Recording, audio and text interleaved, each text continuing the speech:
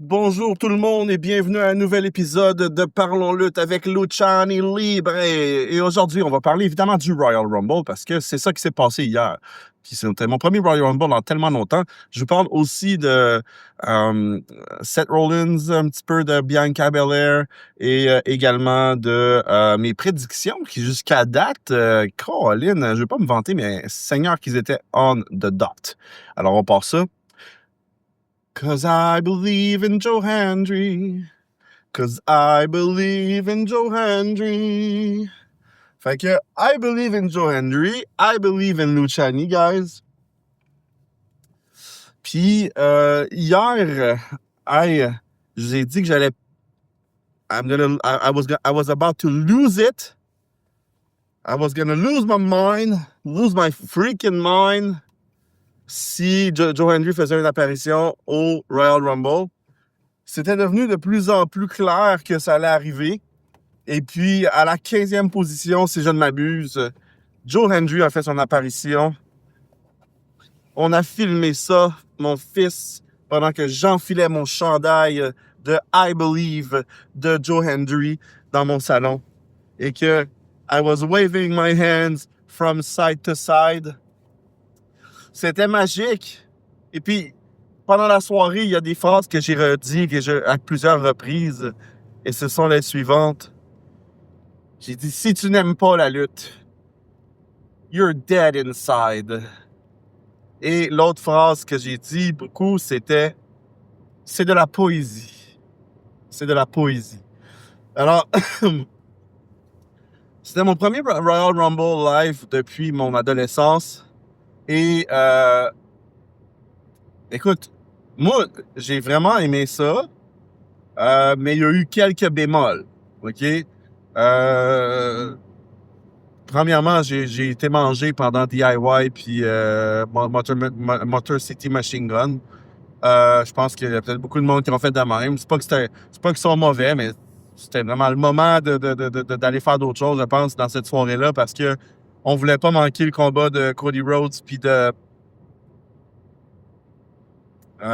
Kevin Owens. Kevin Owens est un heel par excellence. Il est né pour être un heel. Il est baveux sans bon sens. Les t-shirts qu'il a portés, écoute, ces 2 dernières semaines, qui faisaient toujours référence à un t-shirt qui avait été porté avant, back in the days, I guess. Il y en avait un qui c'était genre sur le père de Cody, là, quand il disait son of a plumber, puis de lui c'était son of an electronic engineer. Puis tout ça pour comme vraiment rire de Cody. Puis l'autre, c'était Cody Sucks Eggs.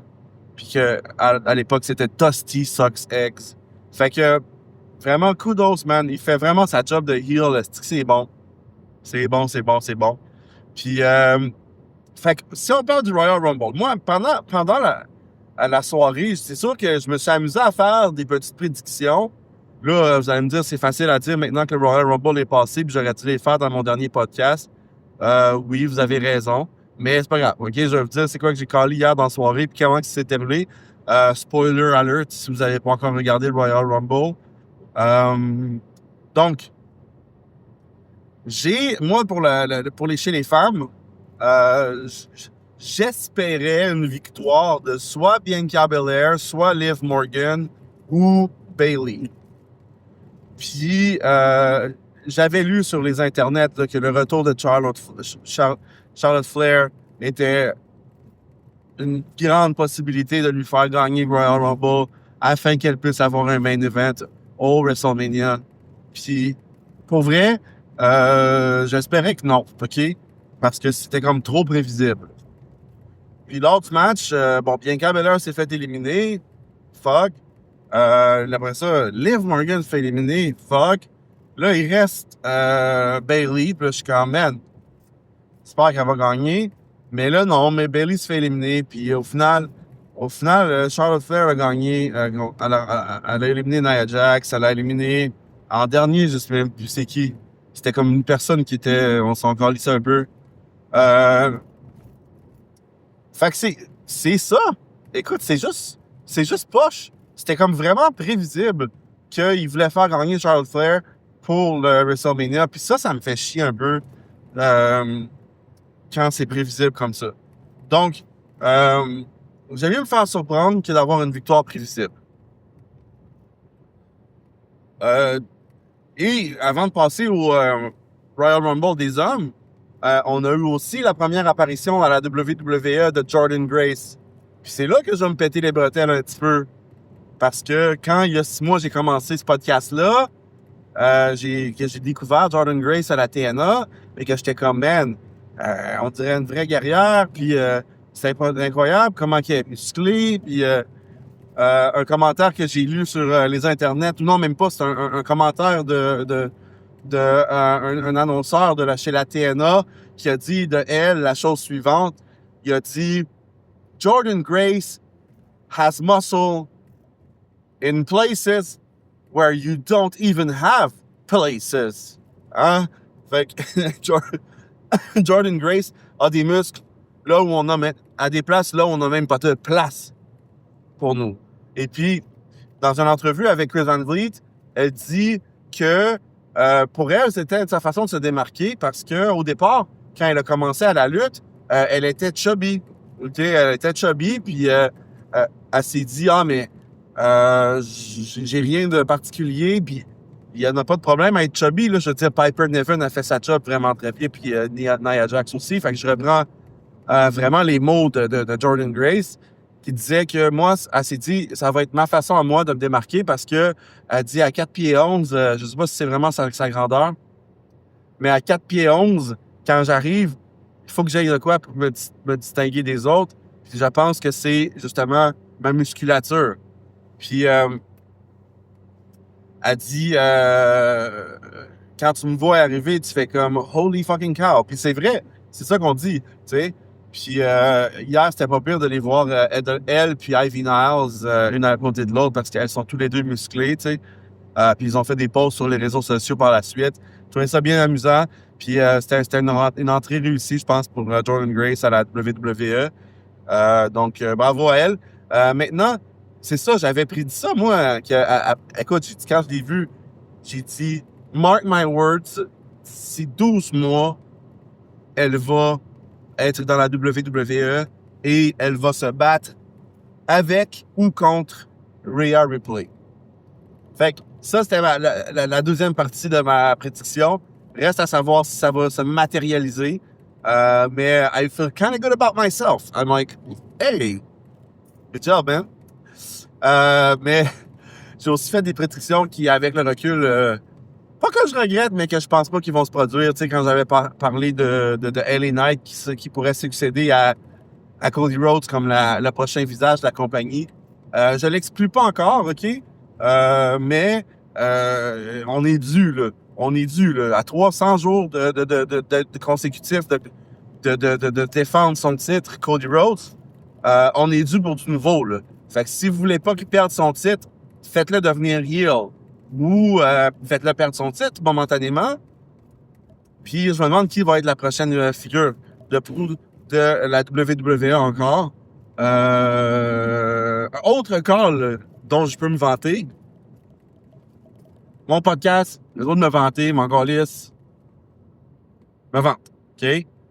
Hein, quand j'avais, puis je l'ai parlé déjà de ça dans le dernier épisode, quand j'avais parlé de Jacob Fatu comme étant le vrai leader de la Bloodline 2.0. Parce que quand je l'ai vu, j'étais comme, c'est qui est malade. Il est trop malade, il est trop fucked up, man. J'aimais trop son personnage. Et puis, depuis que Solo Sikoa se cache, j'en ai parlé au dernier podcast, au dernier épisode, mais il fait tellement une bonne job de promotion, puis de s'ancrer comme heel quand il a fait les 2 somersaults, là, ou les 3 même, sur Braun Strowman, le Big SUV. Puis après ça, il a fait la même chose sur Damien Priest. Fait qu'il se cimente comme étant genre un dirty guy. Puis son persona, il est bon. Puis ses mic skills sont excellents. Puis Thomas Tonga, je l'aime aussi beaucoup. Hein, il a l'air d'une hyène. Une hyène, genre les hyènes dans le Lion King, là. Ah, tu sais, c'est fucking gossant son affaire, mais c'est fucking réussi par contre. Fait que j'aime beaucoup ça. Puis c'est ça. Fait que là, ils sont en train de faire un gros push à, à, à, Jacob Fatou. Puis moi, je suis comme, well fucking deserved, man. Puis là, maintenant, je parle du Royal Rumble masculin qui était bon sans être exceptionnel. OK, hormis le numéro 15 et Joe Hendry qui a fait son apparition. Say his name and he appears. Hein? À part ça, tu sais, c'était le fun de faire. Moi, je vais pas bâcher parce que c'était quand même bien. OK? J'ai beaucoup aimé qu'il commence le Royal Rumble avec les deux luchadors par excellence dans les personnes de Rey Mysterio et Penta, hein, El Zero Miedo.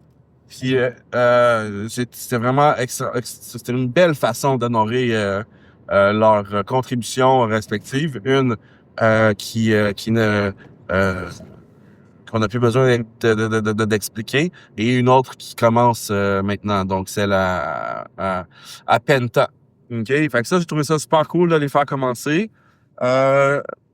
Autre stunt que j'ai vraiment, vraiment trouvé hot, c'est celui où Akira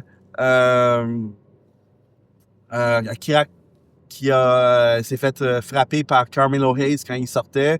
Puis là, ils ont dû trouver un remplaçant. Puis là, c'était Show Speed. Tu sais, fait que ça, c'est un caméo que j'ai bien apprécié parce que Show Speed, il est très populaire chez les adolescents. Mon fils, il a 13 ans. Puis tu sais, Show Speed, c'est quelqu'un qui connaît très, très bien. Fait que tu sais, il a écouté le Rumble avec moi en entier, en grande partie parce qu'il savait que Show Speed allait faire une apparition, tu sais. Puis la façon qu'ils l'ont fait, j'ai trouvé ça hot. Tu sais, j'ai trouvé ça hot de dire comme, hey, on a besoin d'un remplaçant, fuck, qui qu'on envoie. Puis là, j'étais comme, Kiss, Triple H, c'est pas lui qui va y aller, ça n'a pas de sens. Puis après ça, je vois Show Speed.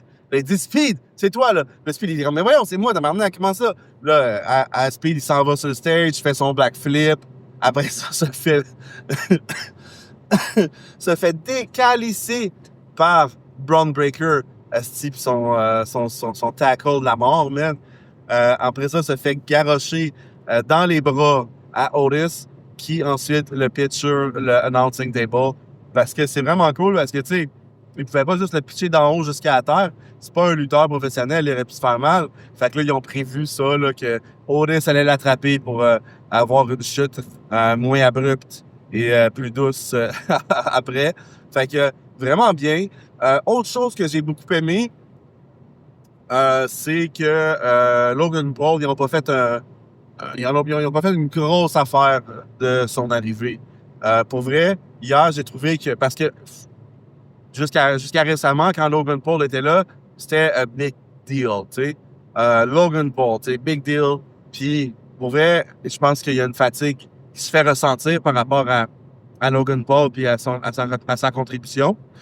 Puis, ils l'ont sorti relativement rapidement. Moi, j'avais une crainte quand ils l'ont fait rentrer 30e. Je dis non, faut pas qu'il le fasse gagner. C'est pas vrai. Je veux pas qu'il mise sur lui. Tu sais, moi, des lutteurs qui viennent juste une fois de temps en temps, là, puis qu'on leur donne tout sur un plateau d'argent, comme Charlotte Flair.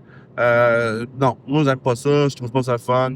Fait que, à cet égard, chez moi, callé que c'était soit qui allait gagner le Rumble, j'avais misé sur soit CM Punk, soit Jey Uso. Mais Jey Uso, je disais que c'est lui que je voulais qu'il gagne. Mais je pensais pas nécessairement qu'il allait gagner. Fait que j'avais dit c'est soit CM Punk, John Cena qui allait gagner, mais que je prenais pour Jey Uso. Puis jusqu'à la fin, CM Punk était encore dans le décor, jusqu'à ce qu'il se fasse sortir. Là, j'étais comme, bon, there goes my prediction for CM Punk.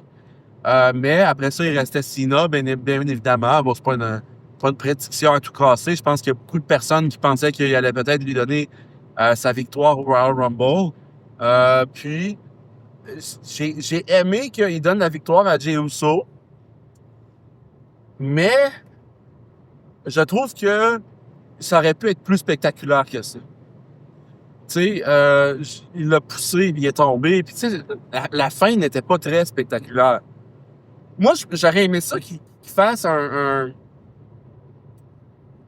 qu'on leur dise, regarde, ça va être soit Jay ou soit Cena qui gagne, puis je veux que vous tombiez en même temps, puis qu'on soit obligé d'aller, genre, au Replay Center pour voir qui a touché les pieds en premier. Tu sais, je veux dire, puis que ça sera celui qui a touché les pieds en dernier qui va être le gagnant. Puis pour vrai, ça aurait été hot, je pense, mais tu sais, je sais pas s'il serait game de faire ce genre de call-là, parce que ça pourrait ouvrir les portes à des coups bas ou tu sais, quelqu'un qui respecte pas le plan de match pour s'assurer d'être le gagnant finalement, puis que ça tourne en semi-vraie bataille, tu sais. Mais au final, ça aurait été vraiment hâte de voir comme c'est qui tabarnak qui a touché en premier à terre? Tu sais. Puis ça s'est déjà vu dans le passé parce que c'était une erreur, là, c'était un botch, là, mais hier, Penta, man, pour vrai, son pied a touché le sol, puis je pense pas que c'était prévu. Puis j'ai pas été revoir encore les replays, mais j'ai comme l'impression que il y a ces 2 pieds qui ont touché par terre. Sérieusement. Fait qu'une chance qu'il y avait pas prévu qu'il se rende plus loin que ça, tant que ça dans le Royal Rumble, parce que ça aurait fait un gros tollé, là, tu sais. Puis moi, je vais aller voir les replays parce que je suis curieux de savoir ça. Donc ça, c'est mes impressions à fret du Royal Rumble. Mais je veux parler maintenant du match Cody Rhodes, le ladder match de Cody Rhodes et puis de KO. Puis, excellent ladder match. Comme quelqu'un a dit, c'était un ladder match dans lequel il y avait que des ladders. Fait que c'était un vrai ladder match, c'est juste des échelles. Qu'ils ont utilisé vraiment de toutes sortes de façons. Casser une marche pour frapper l'autre, l'envoyer sur les supports, ceux qu'on installe avant de faire monter sur l'échelle, l'escabeau, dis-je. Puis ça a été bon. Puis le finish était crédible. Puis il y avait un lien avec l'histoire. Avant que Cody Rhodes lui fasse le Power Slam à Kevin Owens s'en allait le prendre en package Power Driver comme ce qu'il avait blessé il y a quelques temps de cela, au moment où il lui a volé, entre guillemets, la ceinture de l'aigle, OK? Puis, donc là, j'ai trouvé ça vraiment bien. Il s'en allait faire le package Power Driver sur l'échelle, puis Cody Rhodes a renversé le move à son avantage d'une manière qui était vraiment fluide, et ça a donné le Power Slam à Kevin Owens, qui est tombé correctement quand on voit les replays. Il est tombé sur le dos, mais ensuite a basculé vers l'arrière sur la nuque et la tête. Mais ce n'est pas la nuque ni la tête qui a pris le coup, mais sur le coup, avant de voir les replays, on pouvait se poser la question. Parce que là, déjà qu'il saignait, puis qu'il a fait un job de selling extraordinaire. Donc, là, j'avais déjà expliqué dans cette soirée-là à mes enfants que souvent, ça va faire partie du spectacle, hein, quand on a un lutteur qui est blessé, mais qui n'est pas vraiment blessé, puis qu'il y a des personnes qui s'en viennent autour pour checker s'il est correct, puis souvent, ça fait partie du spectacle. Là où on sait que ça fait pas partie du spectacle, c'est quand un des officiels fait le X avec ses bras. Quand on voit un officiel faire le X avec les bras, ça signifie on a vraiment besoin de paramédics. C'est pas dans le show. Il faut vérifier si le lutteur est correct. Puis, c'est une nouvelle chaîne YouTube d'un ancien lutteur que je suis, puis il expliquait que ça, c'était le geste là, pour dire comme il y a peut-être un blessé, faut pas niaiser avec la POC. Puis Nick Aldis, qui était là, a fait le X. Puis là, j'étais comme holy motherfucking shit. J'espère que Kevin Owens est correct. Puis au final, j'ai pas été voir la suite des choses, mais semble-t-il qu'il est correct, puis qu'il faisait juste un selling job extraordinaire. OK? Donc, on va se le souhaiter, hein, que ce soit juste ça. Puis voilà. Donc, ça, c'est un autre point fort de la soirée, mais fort dans un sens où c'était comme un peu stressant pareil, là, tu sais. Donc, je vais vous laisser sur euh, deux quotes, je pourrais dire, parce que j'ai dit qu'elle allait parler de Bianca Belair puis euh, voyons, Bianca Belair et de Seth Rollins. Puis j'ai vu premièrement, dans une entrevue, encore une fois, avec Chris Van Vliet, Seth Rollins expliquait d'où venait son Freaking Rollins. Puis il trouvait que ça serait hot au lieu de dire juste on l'introduit Seth Rollins, qu'on l'introduit Seth Freaking Rollins. Puis à l'époque, c'était Vince McMahon qui était là. Puis Seth Rollins, il dit, moi, j'aime ça que ça fasse partie de mon nom, mais je veux pas qu'on se sente obligé de tout le temps le dire. Tu comprends? Comme on peut dire, le prochain lutteur, c'est Seth Rollins, puis c'est correct. Mais quand on m'introduit sur le stage, là, on va mettre l'accent sur Freaking Rollins. Ou quand on a besoin dans une phrase de mettre l'accent sur le lutteur, là, on le dit, mais on n'est pas obligé de toujours le dire. Il dit, sauf que... Euh, il dit Vince McMahon. Vince was the type of guy that thought if something is worth doing, it's worth overdoing. OK? J'ai trouvé ça bien drôle. C'est vrai que Vince McMahon, c'est le genre de gars que s'il pense que c'est une bonne idée, il va l'utiliser jusqu'à temps qu'il n'y ait plus de jus dans le citron, puis que tout le monde soit bien écœuré avant de changer le gig. Fait que c'est ça qui est arrivé avec Seth freaking Rollins. Puis en terminant, sur un post Facebook, quelqu'un qui te posait la question, décrivez Bianca Belair en 3 courtes phrases. Puis elle, que j'ai vraiment trouvé hot, puis que j'ai liké, est la suivante. Bianca Belair en 3 courtes phrases. She jumped Jade. Please turn heel. That'd be insane. Fait qu'il pense que c'est elle qui a probablement jump Jade Cargill. Puis j'ai hâte de savoir la fin de cette histoire-là parce que jusqu'à présent, on ne l'a pas revu, Jade Cargill. Puis on n'en parle même plus. C'est rendu le tag team avec Naomi. Puis c'est quasiment comme si elle était effacée de la carte. Fait que moi, j'ai hâte de voir qu'est-ce qui arrive avec ça. Elle a-tu une raison pour laquelle elle s'est absentée? Il y en a certainement une. Donc, mais quel sera le dénouement de ce storyline-là? J'ai hâte de le voir. Puis oui, Bianca Belair en heel, ça serait fucked up. Ça serait vraiment nice à voir. Et je suis d'accord, that'd be fucking insane. Fait que c'était tout pour moi. Un épisode un peu plus chargé parce qu'on était à fret sur le Royal Rumble 2025. Puis, that's it, guys. On se revoit prochainement pour un autre épisode. Merci d'avoir été là pour un épisode de Parlons Lutte avec Luciani Libre.